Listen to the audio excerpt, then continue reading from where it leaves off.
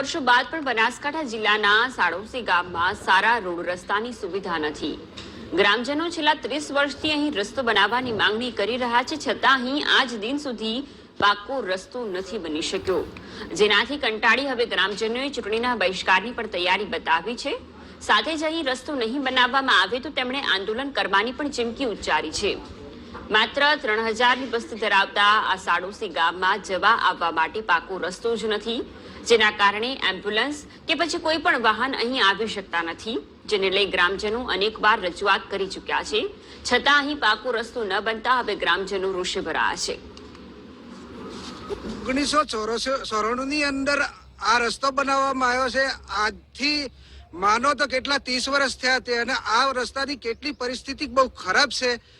બીમારીના સમયે 108 કે કોઈ વ્હીકલ લઈ જવું હોય તો જ માણસની તકલીફો ઊભી થાય છે। તે આજે અમે સોડોશી ગામની અંદર અમે બધા આગેવાનો યુવાનો ભેગા થયા છીએ, અને અમારા ગામની અંદર આ રસ્તાનો કોઈ નિકાલ રસ્તો ના બનાવવામાં આવે તો અમે આ જે ચૂંટણી આવે છે એમાં અમારા સોડોશી ગામના સર્વે ભાઈઓને સંપૂર્ણ અમે બહિષ્કાર કરવા માટે તૈયારી અમારી છે। તે